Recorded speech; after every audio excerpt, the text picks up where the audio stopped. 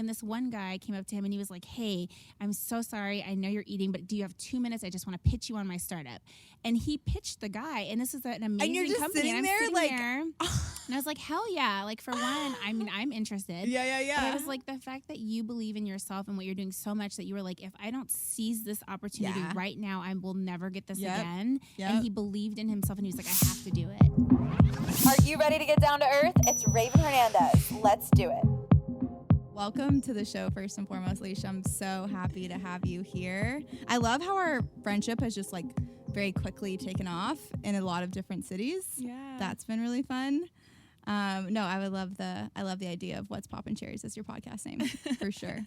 But I want to jump right in and start asking you just questions about this new stage in your life. You've done a lot of things and we'll get there. But first and foremost, just what's it been like on the investing side and like raising capital for your own funds, like with Dear Mama Ventures? Talk to me about that. Yeah, I feel like, I mean, this is so inappropriate, but so appropriate at the same time. As we talked about, you know, poppin' cherries. I feel like that's really what this fundraising journey has been about. I have raised capital for so many different people over my career, and this is really the first time where I've stepped into my own power and really stepped into my own purpose and said, I can do this myself, and it's time to raise my own fund. So it's been quite the journey. It's still hard for women to raise capital, but we're doing it, you know, just one day, one breath, 1 minute, one meeting at a time. One meeting at a time. And that's what's so fun is that you are a woman, I mean, that's what I wanted to ask, like, first and foremost. What's it been like raising as a woman? Like, do you feel that there are times where things are ignored because it's like, oh, this is a beautiful woman in front of me, so let's like focus on that instead of anything else? Yeah, I think raising capital as a woman, it's different, right? I think that's the best way to describe it. I think it's really forced me to be in my feminine more than I would have expected. I feel like oftentimes in my career, from being in the military to being in Afghanistan to working with, you know, professional athletes, I've had to show up more masculine. Yeah. And what I found with raising capital as a woman of just really standing strong in my values and who I am as a person, I've had to give myself conversations of, you know, Brene Brown says this, don't puff yourself up, don't make yourself small, just show up and stand your sacred ground. And I feel like going into these meetings, I've had men say, you know, don't you think you're too attractive to raise capital? Or, you know, you look like I would give you $1 billion just based off of your looks. And when somebody says that, I feel like you just have to treat that situation with grace, stand in your values, but also setting boundaries. And Which is hard. Yeah, it's hard. Like when you get in a moment and you're uncomfortable, but you want this person, like you thought that you wanted to be friends with this person, and now as you realize, you're like, I can't take that kind of money, you know, if they don't respect lines. Right. But it shows you also who's in your corner, which I think is amazing. This whole season has been about like, you know, either support me or get out of my way. It's really like, show me what you got is something I say to myself all the time. And I think that's what this has been about for me is I'm getting to prove now, standing out on my own 2 feet with my own name of like, this is who I am. This is what I have to show and offer to the world. And are you with me? Yes or no? Yeah. So it's been a brilliant exercise in me showing the world what I have to offer. And regardless of all the stigma, all of the data, all of the points out there of, you know, it's still being challenging to raise capital, of just really finding my champions, people who are values and mission aligned, and really my tribe. Yes. I mean, I love that you said that it's about who you are. So from California, born and raised, kind of love to hear the back name and backstory of Dear Mama, which obviously if you know anything about anything, you know that's Tupac, you know that's LA, very through and through. But would love to kind of hear, like, what were you like as a child? Like, what did you do? Like, did you think ever that you would play in these games, especially going from military to Accelerator to Venture? I mean, those are like very different things. Yeah. So I always knew I would be here. And it's funny because, you know, my 7-year-old daughter is just about 10 feet from us right now. And I can see her from the corner of my eye. Me too. You know, playful and curious and independent. You know, she sees the world from such a place of innocence, but curiosity. Yeah. And so as a mother, I really relate to her in that I never felt like I really belonged anywhere as a kid. I saw the world differently, as does Stevie and my older daughter Jordan as well. And so for me as a kid, it was, and as a mom, I'm like, how do I harvest that within her? How do I encourage her to just show up and be herself? And how do I surround her with more people so she doesn't feel like she's alone? Because we, just like you know, I'm sure you were different as well. We're X-Men. We're the Avengers. We're different, you know, but yeah, for sure. No, it is very interesting, like growing up and being, just having so much awareness at a young age can really kind of mess with your brain older on, because then you do ask questions like, almost like sometimes like, what's the point? You know, like, yeah, I can accomplish anything, but then what's the point? Like, we're just like little bitty humans on a little bitty rock in space that's very, very large, and we're specks. Yeah. I don't know if it gets like too deep sometimes, but yeah. No, it's interesting. I mean, even with her, it's just, she's always negotiating, which you've trained her to do that though. Right. It's like a mirror on one hand, and it's also like a great exercise. But I think when you said, you know, did I think I was going to be here? So when I was in 4th grade and we had to dress up as what we want to be when we grow up going into school, I went into school with my mom's blazer that had the shoulder pads, you know, in their 90s style blazer, a briefcase. And I said, when I grow up, I want to be a boss. And I want to be a CEO. And we're here. And I'm here. And I was an entrepreneur starting when I was 4th grade, pitching my family on business ideas and trying to get funding to invest in churro stands and lemonade stands. So look, this is going to benefit you and me, our wallets and our stomachs. It's a win-win. It's a win-win. Yeah. I love that. So, okay, you've got this fund, you're investing in companies, which we'll definitely talk about. But I want to hear about kind of like that transition of, I mean, it's just such a, I think what's beautiful about a lot of the guests this season is that they had these huge transitions. Yeah. I mean, from military to venture, I literally went to law school and then did not do that, and I'm now an entrepreneur. So like, it's this belief in yourself that like I can do that, or I can do that. Like, my ceiling isn't existing. Right. So talk to me about, I guess, why did you choose the military? Like, first and foremost, I'm kind of curious about that. Yeah. So first of all, about transitions, I think we're always in transition. I consider myself sort of a transition expert. It's something that I've done a TEDx talk on just how to transition through life, through trauma, through loss, through business. We're always in transition. And the sooner we can realize that, the better we are at life. I'm probably like you and most entrepreneurs, very much a control freak. And sometimes, we plan out exactly how we think something's going to go, and it doesn't go that way. And oftentimes that's hard to adjust to. But understanding that, we're always in transition, so the more we can be in flow, the better. But why I went to the military, short answer, to spite my mother.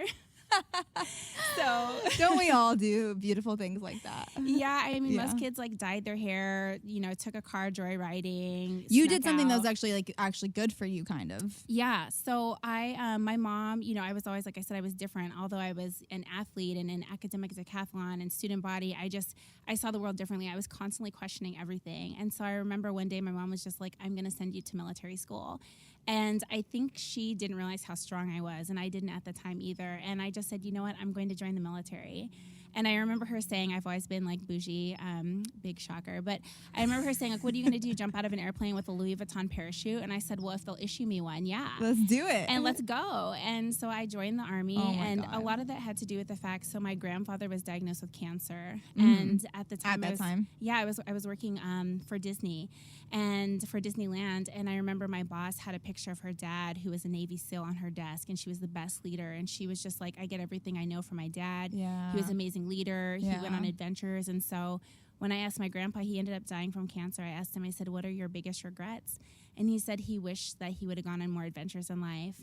And so I left that day. I went and I joined the Army, and never looked back. Hell yeah. No, I've told you this before, but like, service people, veterans, active, like, I just have so much respect because they're just straightforward people. You know what I mean? Like there is something about the military that creates this amount of structure and understanding of like, let me do good by you, because at some point I might need you to do good by me. Yeah. You know what I mean? And I feel like that camaraderie as humans is like very good to have, first and foremost. Like, that's just something that I feel like sometimes we lack because we're so in the run, and then it's like, well, is this person trying to get over on me? Are they looking out for me? Are they taking advantage of me? There's all these like balances, especially in, certain parts of the world, like California, Absolutely. I mean, and there's things that from the military that I still take to my heart. We have this creed of non-commissioned officers, but one of the things we say is that, our two basic principles that will always be uppermost in our mind are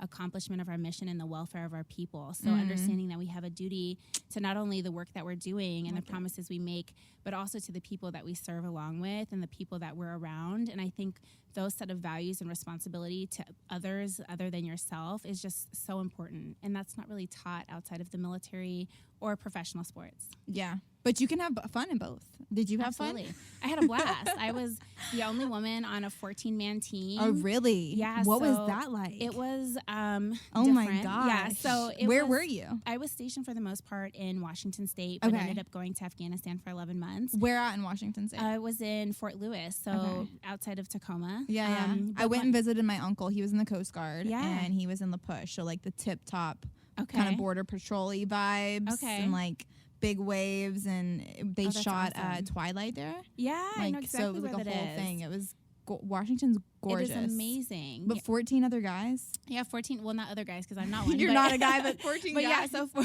exactly. So it was interesting because we had 4 companies, and each company had one woman on the team when I first started. And a lot of the other women felt like they needed to be like one of the guys. And I remember one time going out on a mission, one of our team members, he said, use your combat multipliers. You're the only one of us that's a woman. You have unique skills that we do not have. We just will never have. Like, we need you. And so time after time again, when people would get picked for missions, I was always picked. And it wasn't because I was beautiful, but it was because I thought differently. Yeah. And there was so many times where my ability to see things just a little bit differently saved us time on mission, got the job done, got us out of, potentially very dangerous situations. That's what I love growing up with grit. Like, I feel like we share that, right? It's like when you grow up and you have to hustle, and your parents had to hustle and their parents had to hustle, you look at things of like, okay, this is what I want to get done. How do I get it done? Like the cheapest, the quickest, and still good quality. But, how do I make sure that we all win and we all eat? And that is like so important. And I feel when I'm on stages and then people ask me like, oh, what's it like being the only woman or woman of color? I'm like, it's a blessing. Yeah. This is my unique perspective I get to bring into the room, that you get to bring into the room every single time. Yeah. People are going to, and then, because we do have the ability to carry ourselves well, they're going to listen. And then you can utilize those tools as like to your advantage. Absolutely. And I actually somebody told me this, one of my first jobs getting out of the military, this guy said, don't take offense to this. If you could not take offense to what I'm saying, you're going to go very far in life. He said, I'm hiring you for this leadership position because you're beautiful. And he's like, now listen to me. He said, because you're beautiful, you're going to open up doors. People are going to pay attention to you. But he said, because you're smart and because you know what you're talking about and because you get things done, people are going to listen to you. People are going to follow you. And he's like, people are going to trust you. Yeah. So he was like, use that. So when, people say that to me of, bring up looks or anything like that, I just know like I'm going to get your attention, but I can back this up too.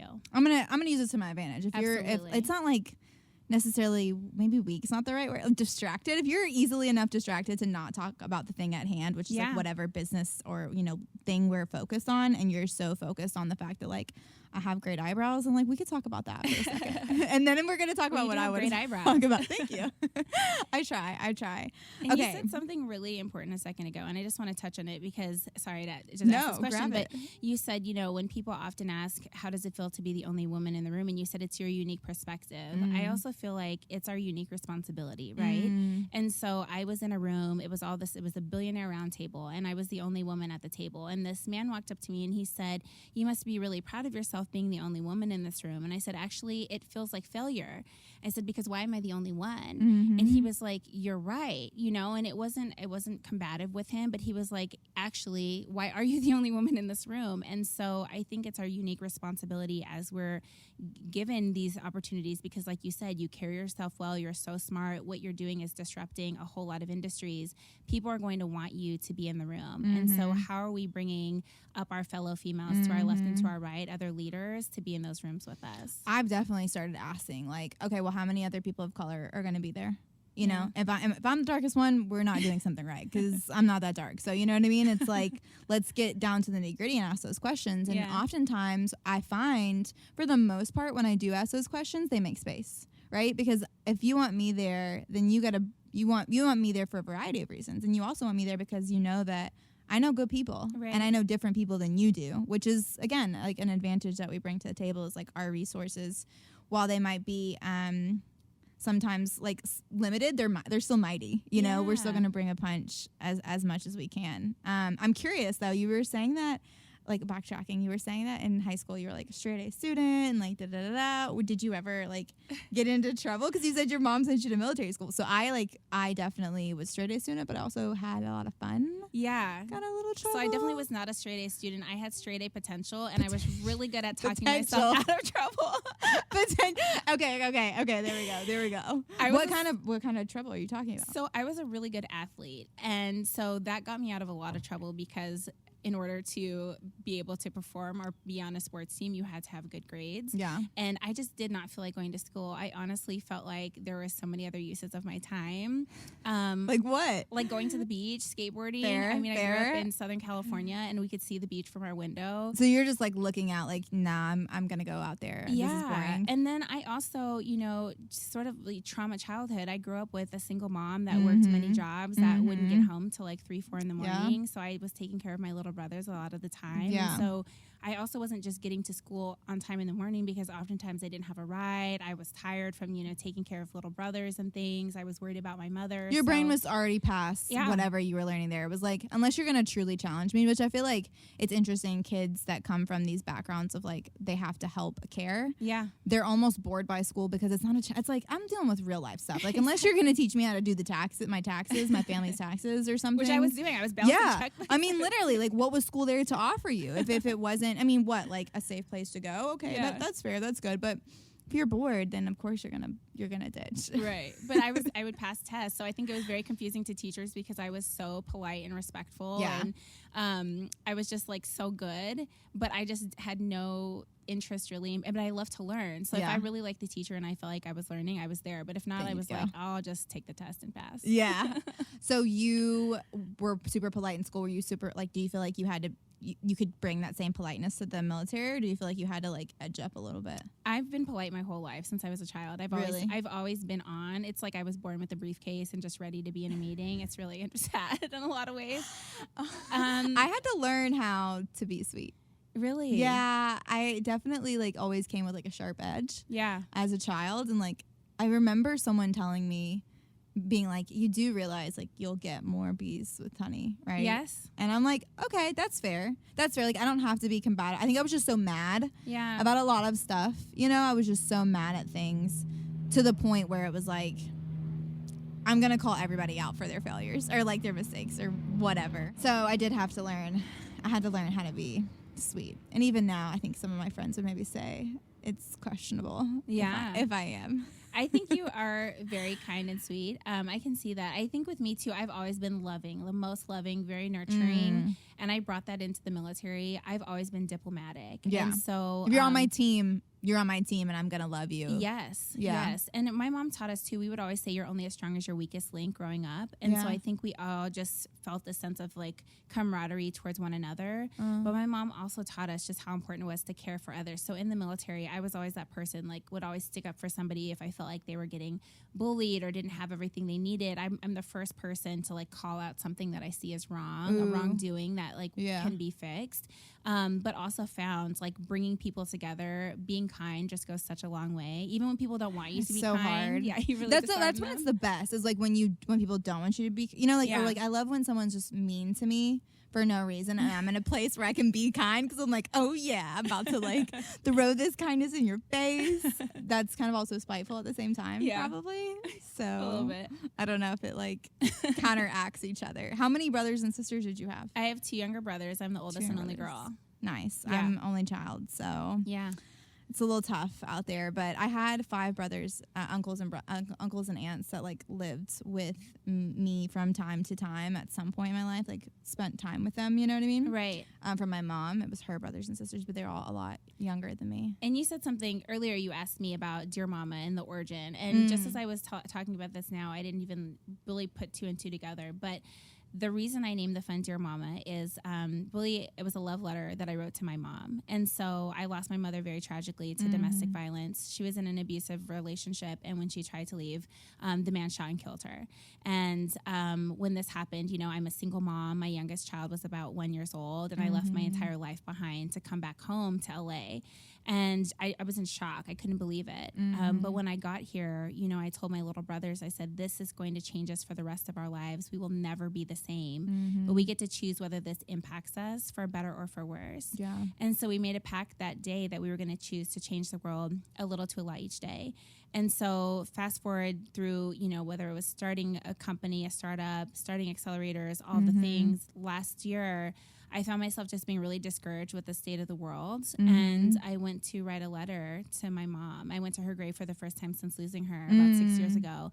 Can we share what it said? Yeah, I said, Dear Mama, I wholeheartedly believe it's my mission and purpose in life to create an ecosystem where all people can show up vulnerable enough to dream and have the resources to get them done.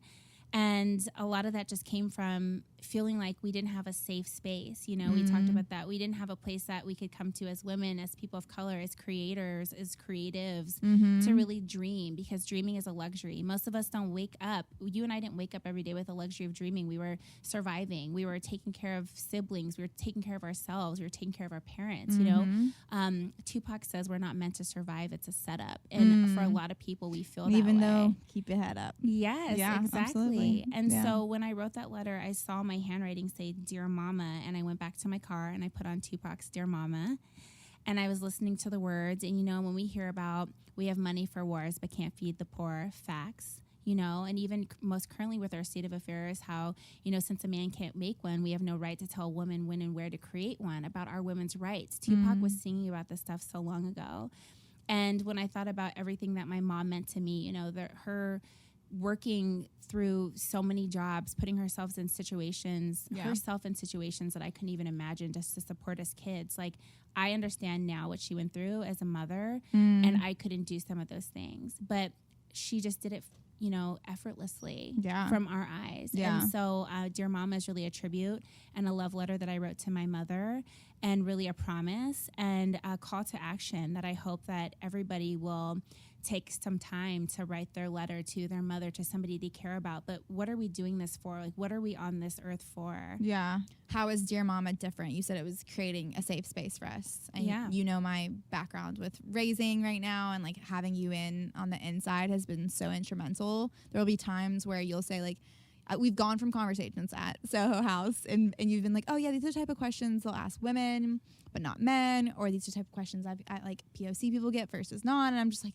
and I'll go into a meeting and get it back. I'm like, these like, are you kidding me? So then I'll know how to respond because of you. But, you know, what are you doing at Dear Mama to create that safe space? Yeah. So for one, I just appreciate you saying that, because I support you. I believe in you. I'm in your corner. From the day I met you, I was like, this woman has the it factor. You have something so special. You are the secret sauce. And so I think the more that people like us have, you know, the game, what does Biggie say? Business instead of game. Like, but the more that we understand how to play this game and have the tools to be stronger and better, I think that's how we win, you know? And then the more we can educate others, I think, is how we move the needle forward.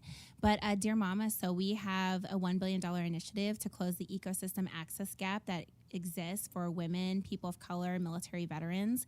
We're raising $200 million, and our mission is to deploy not just financial capital, but intellectual capital, social capital, and we're investing in diverse founders who are solving some of the world's largest challenges. So one of the examples I like to give when people say, why not just financial capital, why social capital? So if it costs, I don't know what clubs are hot in LA. That's terrible. I don't go out here. But if it costs $10,000 to buy a bottle in the club and you have $10,000 in your pocket, you still need to know that promoter to get in. You know, you still need to know like who's working the door. It doesn't matter if you have $10,000 in your pocket. If you're at the back of the line, you're never going to get in. You're never going to get that table. For sure. And it's the same with VC. You know, we can have funding, but if we don't have the right people on our teams, if we don't have the right advisors, if we don't have the right supporters, we're never going to make it. We're not going to be able to scale properly. Yeah. And so what I hope to do is to really, with our fund, is get people to the front of the line, and also to know that inside person so they can get the table. So what's a founder that you feel like, I don't know, you don't have to give like a specific name of a founder, but like who is a founder that you see Like, give me like the kind of what they look like, you know, from a broad sense of someone who you've seen that shouldn't have been passed up. Because I know women.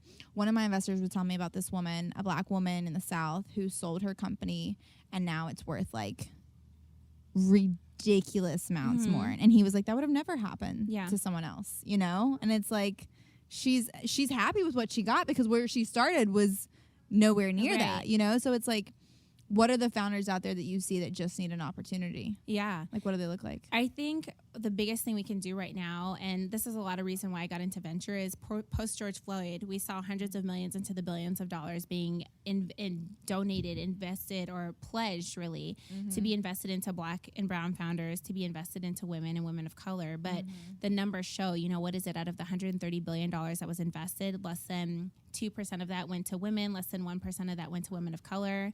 That's crazy. It's actually disturbing to me. It's sick.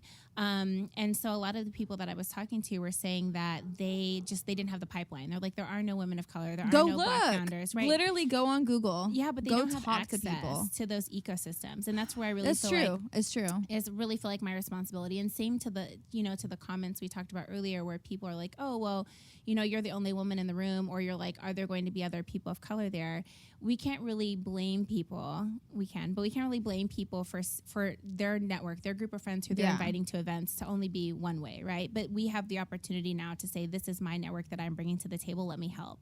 And so when this happened, I said, I have a network, an incredible network of working with over 2,000 entrepreneurs who are diverse. Like, how can I bring them into the mix? Yeah. And because it's a serious problem that we have to change, it's also a huge opportunity. So do you have a list of these people? A list of these founders? Yeah. I have a whole database. So basically people need to reach out. Like, we definitely want to get, I think, like one of the action items after this is, look. I have deal flow. If your room isn't diverse, you don't have an excuse. If you just heard this podcast and you don't reach out to Alicia, then it's, of course, it's like, okay. Well, I have a database from some of the top accelerators globally of the best entrepreneurs, not just diverse entrepreneurs, but of some of the best performing. So let's go to your Accelerator Days, because I feel like accelerators are either like people like are obsessed with them, they're cultish, or they're like, no, screw those guys, or they're like, it was a waste of time, you know. It's just, I never got to do one. And so, you know, I'm kind of curious, like, you having the inside scoop on the good, the bad, the waste of time on accelerators. Okay, well, we're not going to throw anybody under the bus Never. So the accelerator that I was a part of, it was very much a cult, you know, in that, for one, it was an accelerator for military veterans as entrepreneurs and what we call the military connected community, so military veterans and their spouses. So that's already just the largest fraternity in the world, you know. People are very connected. They care about one another. But it was also one of those things where I just went through my closet last week and I was like, I really have 75 T-shirts from this accelerator from every single city. I would collected them. I coveted them. So it was very much a cult, but it was a cult for a few reasons. The main thing was that it was full of people who were wired to serve and lead. So when you were in the group, you didn't feel like people were there to take from you or that you were really giving too much of yourself. You were surrounded with like-minded people who genuinely wanted to see you excel, and you wanted that for them too. The second thing from that was that people just were so available and ready to just be there for one another. So wired to serve, wired to lead. That was really the main part of it. And then it felt like home. And I would say that all the time. Like, people were like, I feel like home here. So we had so many times where people, I would call it couch sessions. We had this leather couch in the office. This is LA. I have to like really get to the point of this. We had this leather couch in the office and people would just really come and have therapy sessions. Like, I'm going through this. We would talk about PTSD. One of the things with being a founder is that everything comes to the surface. Every insecurity you've ever had, every doubt, imposter syndrome. And so we were able to just sit there and be like, I'm really struggling right now. And someone was like, you know what, me too. Let's talk about it. Because it's like, you don't know what you're doing. Like, nobody truly knows what they're doing in any profession, but specific, like, founders have the unique burden of also then like knowing that you've got payroll, knowing that you've got people, investors, maybe angels, friends, family. Like, there's a whole amount of people who are almost like, can you do it? You know what I mean? A little bit of like, I want you to do it, but also, can you? Because I don't think I could. And I think that's an interesting thing that people who kind of step out of their comfort space have to deal with, is like the other people's fear. And like insecurity and like shakiness. Like, wait, I don't need you to be insecure about what I'm doing.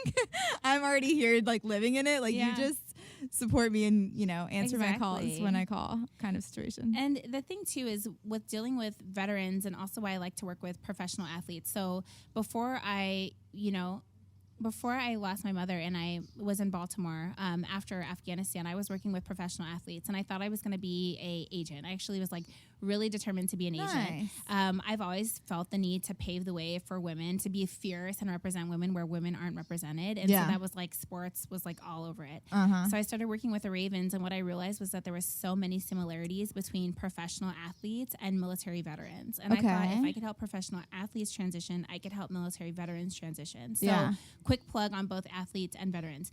More so veterans. The reason why veterans make such great entrepreneurs and where we invest, you said, where do we invest? What does that look like? Is rare grit all day, every day. Like, have you hit rock bottom? Have you gone through something really significant in life to where you know what a bad day is? You know, like, have you had to overcome something? Because those of us who've had to overcome something, just like you said with me in school, like, I'm dealing with real life problems. What are you going to give to me in school? You know, and people who've already had to overcome real life shit, pardon my language, they're going to be able to navigate a business, because entrepreneurship is not easy. It's they don't lonely, let it down. They're thinking like, I've got to figure this out. Exactly. But there's this interesting area there where veterans and athletes are afraid to fail, and we have to really give people permission to fail. So this whole give permission like to fail is such an interesting concept to me, because let's just like, I would like rather not fail. Yeah, but you have to, because failure is important. It's learning. But what is failure? I guess like that's the thing. It's like, what do you consider failure? You know, like there are layers to that. Yeah. And there are layers to that. And I think it's interesting because in, like, with you growing up, right? Same with me, same with being a veteran, same with being an athlete. So oftentimes as a veteran, if you're failing, like, that could be life or death. If I fail on the battlefield, somebody's getting hurt or killed, and I'm going to have to explain to their family why they didn't make it back. Yeah. As a professional athlete, if you're failing, like, that can mean losing a championship, a Super Bowl. Like, that's a nightmare for the rest of your life, or you're letting your whole team down and all of the fans and everybody else, you know? Yeah. So then when you take that mindset into business and you're running a company, we're so great because we know that, like, we have to perform. And we've often been conditioned of, you know, overperforming and executing, but we have to give ourselves permission to know that failure doesn't mean life or death, you know, that it means we're evolving, we're metamorphosis. This is our metamorphosis period. We're evolving like butterflies, and we're really being stronger and better. Yeah, no, for sure. And I think that's what's cool about accelerators, that they give you that space. Yeah, safe space to do that. Yep. As long as they're like helpful and useful when you're doing that. Yes. And fail fast. They say it all the time, but it's like, just fail as fast as possible. Don't wait until you're at the end, and don't be afraid to, you know, to push the eject button. And to me, that's not failure, because you're just learning, you know, like if you're not, I don't know, I feel like there is a certain layer of like, okay, this actually doesn't, like you really didn't do it. I always feel bad for people who like couldn't pass the bar, the LSAT with like high scores, you know, because it's like at some point, you can keep trying, right? But you know, I've known people that like took the bar 7 times, right? And maybe that's just not for them, and they need to realize that exactly. And it's like that's the failures that you kept trying versus like learning to be like, okay, this wasn't for me. Right? What did you learn? Yeah, I no, it's funny that you kind of went down the sports path, because I always wanted to do music. So because I was from Nashville, because I was around so many artists, I was always like in the music scene, loved acting, loved singing. And then as I got older, I was like, okay, what's more realistic on like making money? Probably none of these, because they're risky, and I have family that I want to think about. And so I was like, oh, I could be an entertainment lawyer. There you go. So that was going to be my like way to get into the building and like be at the party, you know, like I wanted to, I love going to festivals and shows and as long as I'm backstage, like with the crew. If I'm not working, I don't want to be there. Like, I'm like, I don't want to go be in the crowd and it's like gross and stinky. And then I feel like I'm not doing anything with, you know, overproducing, you know, it's like I have to be there giving purpose every time. So, but it was nice to go to law school and then realize I wasn't going to do that, and did not do that by any means. Okay, so if a company is interested in learning more about Dear Mama VC and who you invest in, like talk to me about the stage. So for people who don't know, like there are stages to this shit, and there are investors that invest in different stages, and so it's like there's like angel round, pre-seed, seed, late seed, bridge, A, B, C, and then, no man's land, or IPO or merger acquisition. So what stage do you invest in? Yeah, so we invest from C to Series B. C to Series B. Yep. Okay. And what are you looking for in regards to like typical like revenue or even like some sort of KPIs that you're interested in? Yeah. So for one, our whole fund thesis, our whole fund purpose is really to disrupt venture capital. So our call to action is it's time to reimagine everything. So we do things very different than a lot of VCs. For one, the most important thing that we look for is the founder. So that rare grit. Do we like you? Are we excited about you as a person? Do I trust you? Trust is huge. Are you somebody who's constantly showing up with integrity? Are who you say you are and who you are in person they're the same? Yeah. Can we simply spend time together because this is going to be a long It's a journey? relationship. Yeah. And then from there, we also look for immediately before evaluating any startup, of course, revenue and all of the regular stuff, but how do you fit into our ecosystem? So I'm really big in building out an ecosystem. So oftentimes the companies we invest in will have similar either investors or solutions. So for instance, a few of our companies are invested with Pepsi or Verizon Ventures, or we can see that we can bring them to some of our NBA or NFL partners to help scale. So it's never just capital one time and that's it. It's how do I take you in and how can we really help you scale through our network, whether that's through social capital, so connecting you with, individuals like athletes or celebrities that can help you scale out. How can we bring on other investors immediately? So what other investors are in our network, because we do a lot of deal flow sharing, that we can bring into this deal that we can invest along with. One of the major things we look at also is who led your round, because that's also a pretty long relationship that we're going to have with that other investor. So who's leading your round? Is that a fund that we can continue to build and grow with? Is that a fund that we share similar values and mission with? So if there's a fund that that you don't like, or do you take it seriously? Yeah, we take it very seriously. Yeah. And then we have a whole team that does our diligence. So we have about 6 different people that look through the deals, that go through everything like financials, can you scale, the whole 9 yards. But a lot of the decision comes into, do we like the founder? Do we believe in you? Are we as excited about your product as you are? Can we see this fitting into our ecosystem? And then does this have the opportunity to scale? So while our fund has an incredible mission, and oftentimes people think of us as impact, because we also, while we're mostly industry agnostic, we invest, very much in the ESG space. So people often think of us sometimes as an impact fund, which we're not. We're definitely focused on impact revenue. vibes, but impact vibes, impact mission. But my whole thing is, how can we prove that you can do a lot of good but make a lot of money? So we're definitely looking for return. So if your company doesn't have the likelihood of scaling, we would have to look at that at a different round. So what does scaling look like for a company that's trying to raise, a seed round of $1 million? Yeah. In terms of what kind of company is it? So let's say it's a company that has a product. It's a new innovative way of making like cutlery. I don't know, out of avocado seeds. Uninterested, right? So I think for one, scale is very immediately like, is the market big enough? You know, oftentimes we see things and it's like, I was going to use a Tempur-Pedic dog bed company, but like pet industry is so big in itself that likely would scale faster than a lot of things, sadly. But is your market big enough? So oftentimes we're brought incredible ideas, like the one I was just telling you about earlier, where I was like, I love this, I would be a customer, but like outside of LA and San Diego, I don't really think there's a market for this. So that wouldn't really be a good fit for us. If that person could come up with another use of that application because it's a great app, sure, talk to us, but like you can't scale that. So is the market big enough? How niche is this? What markets and demographics are you serving? Is this serving the majority of the world? So is it addressing an issue that's a major issue for Black and brown communities or the communities that we serve, or women?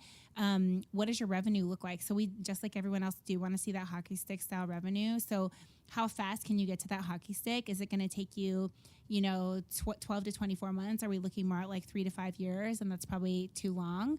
So simple revenue indicators like that. How fast are you building your team? So team is big. I'm a firm believer, and this is one of our core values. If, there's an African proverb, if you want to go fast, go alone. If you want to go far, go together. So who do you have on your team? That's another huge indicator of our success. If you don't have those people on your team right now because you're bootstrapping, you're a solo founder, fine, but have you identified and do people believe in you enough to say, I'm willing to come and work with you in your business? And then who do you have advising your team? You know, are you somebody who thinks like, I know it all, I can do everything myself? Or have you gone out of your way to find other people to help you? Also, one of the biggest things we look for is the startup's ability to just simply take feedback and advice. Like if I give you advice or ask you to send me more information, are you going to retaliate and you know, tell me, just I've had some serious horror stories. Are you going to work with our team? Are you going to help us, you know, understand how to better invest in you? That's the whole point. Like if you're taking somebody's money, like in my opinion, I also want to take their like brain. Like I want to take a little bit of their knowledge and say, okay, well, how does this relate to me? Even though if it's not specifically my business, right? You know, there are themes. Like, you know, you've seen some stuff. If you've seen deal flow, you know, kind of what to look for and what to watch out for. And I think I've actually had some VCs that they're like, yeah, we don't want to talk to you. Yeah. Like we want to give you the money because like you can figure it out. And I'm like, that's cool, but you got to know like what kind of founder you are. And I'm definitely the founder that like, I want to be able to call you and be like, okay, this is what I'm thinking through. This is what I feel like I don't see. What do you see from your perspective? Because I know you're not Raven Hernandez, so I know it's a different perspective, you know? And that's a good point, and that's something I ask all founders always is like, why you as the founder and why us and why now? So I also, why are we the right VC? You know, are you just kind of out there talking to anybody that will give you a check? Why are we the right person for you? Because just like you said, like I want to be able to pick up the phone and call somebody. You need to have the right VC that's going to be able to support you because you need that on your journey. And I'm the same way with investors. I have some investors who are like, we want to have a check-in call every week. I have some who I haven't heard from, and I'm like, do you want to talk to me? Hi. Like, remember me? Okay? All this money you gave me? Are we good? Right. So it's also, and I'm the type of person like I want to pick up the phone and I want to call and I want to ask for help and ask questions, but you need to make sure you have the right VC for you. Definitely. And I definitely love a good pick up the phone. I don't know if like, I feel like every generation says this, you know, I feel like there was a point in time where like nobody writes letters anymore. And it's like nobody calls people anymore. No, I feel like everybody you're pick up the phone and call some person every time. I'm like, because if no one else is doing it, then the likelihood of you picking up your phone because it's not ringing that often. Unique. Smart. I'm like, what way can I get to you? And I used to find people's information when I was looking for a job. I would like try and find their cell phone. Oh my gosh. And call like CEOs of companies. That actually terrifies me. Why? Because I don't know, like, what are you thinking? Because I would reach out to all the people, and I just hate, I always know that like there's a gatekeeper. Yeah. And it's very difficult to figure out who the gatekeeper is. Yeah. And so it's like, let me just call the boss. You know what I mean? I don't have time. Oh my gosh. See, it's rare grit, tenacity. You know, that's the grit. Yeah. It's like, okay, who's here that actually is making the decisions? Who do I need to be friends with? Because first, I want to know what this organization's about, and then two, I don't want to have to work my way through the pipeline.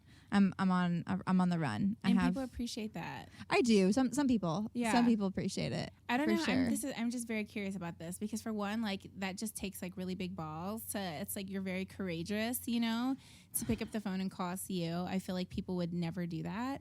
But you did it. Call me? No, just call a CEO, like you said, and say, oh, I want to ask you for a job. Well, you'd be surprised. People call my customer service line, and they're literally like, hey, I need to talk to Raven. And the people like, no. They don't say no, but they're like, oh yeah, I can help you. Like, what do you need help with? I'll take a message. Like, let me pass you to the right person. That's I great. think that's interesting. I also, if I'm being 100% honest, have answered the phone and acted like it wasn't me. That's great. I do have alter egos when I'm in my company. There's different versions, right? Like the fleet me, the operations me, the customer service me, the billing me. There's all the sales me. They don't have to be the same person. It makes it, you know, posture the company better. That is so great. It's so much fun. What's been your favorite thing about like being in startup land? The greatest thing about being in startup land is just meeting people that are obsessed with what they do. You know, like to the maniacal point. I can't even imagine sitting at a job somewhere, and this is for a lot of people do like this, but like sitting in a cubicle or sitting in an office somewhere doing the same thing every day, and people genuinely do not like what they're doing or not excited.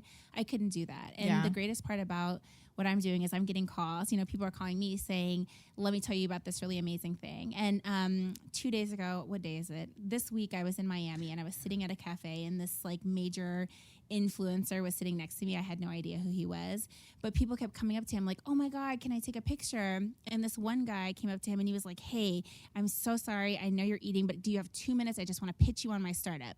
And he pitched the guy. And this is an amazing and you're just company. Sitting and there I'm sitting like, there. And I was like, hell yeah. Like, for one, I mean, I'm interested. Yeah. But I was like, the fact that you believe in yourself and what you're doing so much that you were like, if I don't seize this opportunity right now, I will never get this again. And he believed in himself and he was like, I have to do it. Yep. And that's what I love the most. That's the Mark Cuban in me. Have I told you? Did I tell you the story? No. What happened in Nashville recently? Oh my gosh. Oh my gosh. No, you're going to love this. It's literally that exact same thing. So we met in Austin, right? And we talked. We got to talk 2 days in a row and it was great. He remembered me the second time. It was like, okay, cool. And got some really good advice. Yeah. Like literally took 20 minutes of his time and just like pepper fired him because nobody else was walking with him. So I was like, all right, I'm walking you to the car. But I'm in Nashville for an event. And it was like a very all last minute thing. Long story short, I'm going past the Virgin Hotel and I see a party and I'm in Nashville. So like, I'm like, whose party is that? Like, I'm always curious. It's my home. Like, even though it's bigger now, it always feels like a small town. And so I'm like looking and I'm in the passenger seat and then I see Mark and I'm like, wait, that was Mark Cuban, turn around.